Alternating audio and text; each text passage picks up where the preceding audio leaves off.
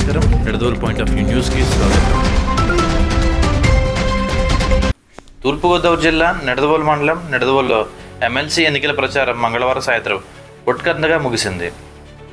అభ్యర్థులు చివరి నిమిషం వరకు తమ గెలుపు కోసం ప్రచారాన్ని ముమ్మరంగా నిర్వహించారు. కూటమి తరపున పోటీ చేస్తున్న పేరాబొత్తుల రాజశేఖరంకు పార్టీలోనూ వ్యాపార రంగాల్లోనూ మంచి అనుభవం ఉంది. అతను విద్య, వ్యవసాయం, చిన్న వ్యాపార వర్గాలు అభివృద్ధికి తన మేనిఫెస్టోలో ప్రత్యేకతనిచ్చారు. పేరాబొత్తుల రాజశేఖరం మద్దతుదారులు ప్రచారంలో ముందుండి ప్రముఖ నాయకుల వీడియో సందేశాల ద్వారా ప్రజలను ఆకర్షించేందుకు ప్రత్యేక వ్యూహాలు రచించారు.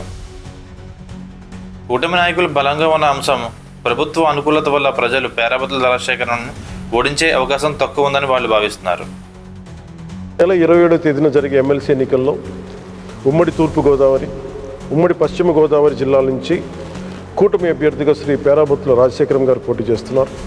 వారికి మొదటి ప్రాధాన్యం ఓటు వేసి గెలిపించవలసిందిగా మనస్ఫూర్తిగా కోరుకుంటున్నాను. ఇదిలా ఉండగా హర్షకుమార్ తనయుడు సుందరం తన తండ్రి మాజీ ఎంపీ హర్షకుమార్ రాజకీయ వారసత్వాన్ని ముందు తీసుకెళ్లే ప్రయత్నం చేస్తున్నారు. హర్షకుమార్ గతంలో ప్రజా సంక్షేమానికి పనిచేసిన అనుభవం ఉన్న నేపథ్యంలో ఆయన మద్దతుదారులు సుందరాన్ని గెలిపించేందుకు విశేషంగా కృషి చేస్తున్నారు. అందరికీ నమస్కారం. నా పేరు జీవి సుందర్. అమలాపురం మాజీ ఎంపీ హర్షకుమార్ గారు బలపరిచిన అభ్యర్థిని. ఇది ఒక శాంపిల్ బ్యాలెట్. నాది సీరియల్ నెంబర్ 34లో ఉంటుంది. 34లో పక్కన ఇలా జీవి సుందర్ అని రాసి నా ఫోటోగ్రాఫ్ కూడా ఉంటుంది. ఈ పక్కన ఒకటేసి నన్ను బలపరచమని మీ అందరినీ కోరి ప్రార్థిస్తున్నాను. నాది ఒక నిరుద్యోగ వాయిస్, ఒక గ్రాడ్యుయేట్ వాయిస్, ఈ ప్రభుత్వాన్ని మీ ప్రజలందరి తరపున ప్రశ్నించే వాయిస్. ఒక్క అవకాశం ఉండి చాలా ఎఫెక్టివ్గా ఈ ప్రభుత్వం ఇచ్చిన అబద్ధపు హామీలన్నింటినీ కూడా చాలా ఎఫెక్టివ్గా మీ అందరి తరపున ప్రశ్నిస్తాను. Thank you. ఇక పీడీఎఫ్ అభ్యర్థి దేడ్ల వీర్రాఘవులు ప్రజా సంక్షేమం, సామాజిక న్యాయం, విద్యారంగ అభివృద్ధిపై ప్రత్యేక దృష్టి పెట్టారు. రాజకీయ అనుభవంతో పాటు ప్రజా సమస్యలపై ప్రత్యేక మేనిఫెస్టో సిద్ధం చేసుకున్నారు.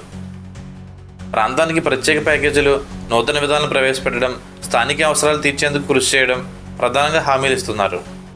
ప్రజానాయకుల సహకారంతో సమాచారాన్ని తనదైన శైలిలో సాగించి ప్రజలకు ప్రత్యామ్నాయ అభిప్రాయాన్ని అందిస్తానన్నారు.